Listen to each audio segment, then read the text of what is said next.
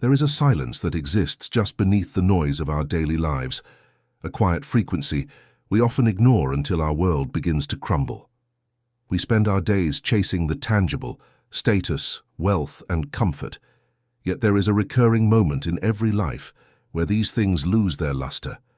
It happens in the waiting room of a hospital, in the hollow seconds after a loss, or in the middle of a sleepless night. In those moments, we instinctively reach for something beyond ourselves. We close our eyes and whisper into the void. This is prayer, the most misunderstood superpower available to the human species. To understand prayer is to understand the mechanics of hope and the biological architecture of the human spirit. For as long as there have been records of thought, there has been prayer. From ancient Vedic chants to the silent meditations of desert monks, the impulse to communicate with the divine is universal.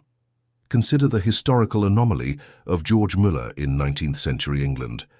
He cared for over 10,000 orphans without ever asking a person for money or advertising his needs. He only prayed. Meticulous records show instances where there was no food for breakfast, yet after a simple prayer, a local baker would knock on the door, or a milkman's cart would break down outside, providing exactly what was needed. These facts force us to ask, did prayer tap into a reality we are only beginning to grasp? Science has begun to peek behind this spiritual curtain. Neuroscientists like Dr. Andrew Newberg have found that during deep prayer, the brain's frontal lobes associated with focus light up, while the parietal lobes, which handle our sense of physical boundaries, go dark. Neurologically, the person praying loses their sense of self and feels a profound unity with the universe. Prayer reduces cortisol, lowers blood pressure, and rewires the brain for empathy. We are quite literally biological beings, designed for spiritual connection. Prayer is also an exercise in presence, an act of rebellion in a world designed to fracture our attention. During the 1970 Apollo 13 mission, when an oxygen tank explosion left 3 astronauts' lives hanging by a thread, the world stopped. A global synchronization of intent and prayer provided a canopy of support that many believe contributed to the successful failure of their safe return. It is a force multiplier of the human heart. Look at the life of Corrie ten Boom, who survived a Nazi concentration camp. She used prayer not as an escape, but as a weapon of the spirit, praying for her captors and for the dying around her. This allowed her to do the humanly impossible, forgive her guards years later. Skeptics often call prayer passive, but it is actually the fuel for action. Dr. Martin Luther King Jr. prayed for hours before stepping onto the pavement, knowing that without spiritual alignment his movement could not sustain the philosophy of unconditional love. Prayer works because it shifts the burden. We were never meant to carry the weight of the world alone. Like the concept of entanglement in physics, where particles remain linked across vast distances, prayer interacts with a unified field. It is the mechanism by which we hand over our anxieties to a source much stronger than ourselves. To pray is to admit we are not the masters of our own destiny. It is not a vending machine for requests. It is a relationship. It is the breath of the soul. In the silence of prayer, we find our true identity. We are not just our jobs or our mistakes.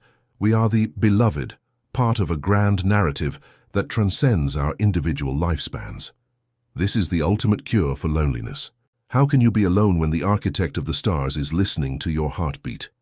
In our frantic century, prayer is our anchor, the one place where we don't have to perform.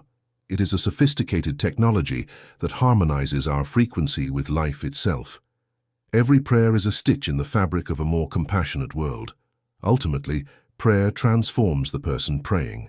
It may not always change our circumstances, but it changes us so that we can handle them. It gives us eyes to see beauty in the struggle and the strength to keep walking when the path is steep. It reminds us that we are both dust and starlight. There is a light that never goes out, a flame within the heart waiting to be fanned by the simple act of turning toward it. Prayer is that turning. It is the bridge you build with your own breath. No matter how far you have wandered, the connection is never broken. It is as close as your next thought. Do not be afraid of the silence. It is there that the most important conversations happen. The world may be loud, but the whisper of the divine is steady. Tune your heart to that whisper, and you will find that you are never walking alone. You are part of a symphony of souls coming home. May your life be a continuous prayer, a beautiful song of gratitude that echoes into eternity. So, let's end this video praying together for a better world. Prayer for peace, beloved God. At this moment, when my heart is agitated and my thoughts seem restless, I ask for your peace. Calm my mind, soothe my emotions, and restore to my spirit the tranquility that only you can offer.